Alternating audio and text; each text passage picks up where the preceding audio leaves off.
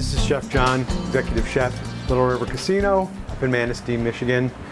Today we're going to be preparing a wild mushroom risotto, and to be honest, wild mushrooms are one of my most favorite thing. Just look at them, they're all different, and they have all kinds of different flavors and different applications. As you can see, I've got some that are already cut and ready to cook, but I wanted to perhaps give you a little bit of insight into how to maybe handle some of these mushrooms. These right here, these are called hen of the woods. In Asia, they're considered referred to as maitake mushrooms. Sometimes it's just as easy to break them apart like this. Other times you can take some of that extra off the ends.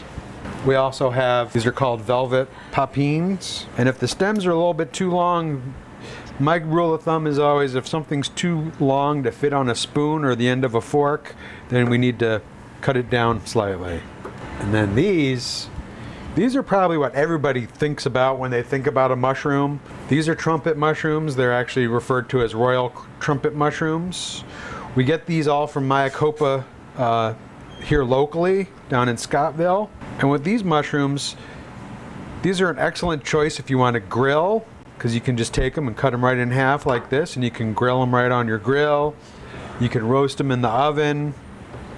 For our application, I just quartered them and sliced them into smaller bites, and then when I got to the mushroom tops, I just cut them down like that.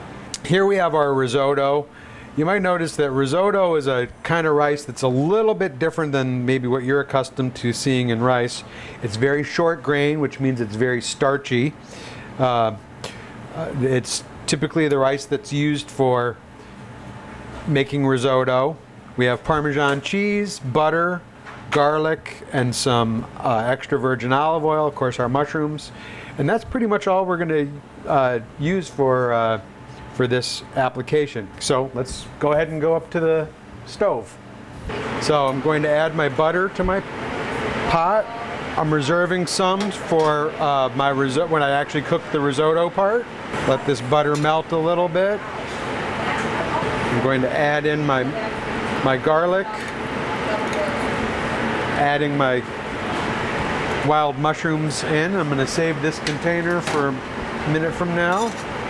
Mushrooms are very deceiving. Once they start to cook down and they reduce in volume. So even though it looks like this is a lot of mushrooms right now, it'll cook down to almost nothing. Once my mushrooms have started to cook down a little bit, I'm going to do about 1/4 cup of my vermouth pan. I'm going to put a lid so that I can save all those delicious flavors, and we're going to come back to that in a few minutes.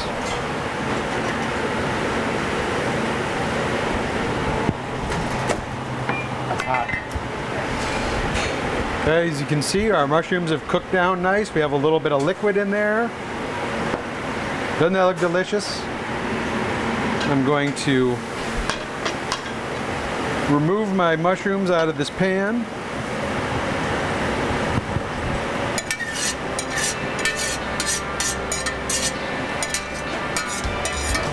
And you don't have to worry about getting them all out because you're just going to use the same pan again anyway. Next week, we'll finish this dish by preparing the risotto, mixing our wild mushrooms back in, and assembling the meal by pairing it with our pork chops coated in our delicious blueberry barbecue sauce. And stay tuned after that when we put this meal together with a simple and light panna cotta dessert.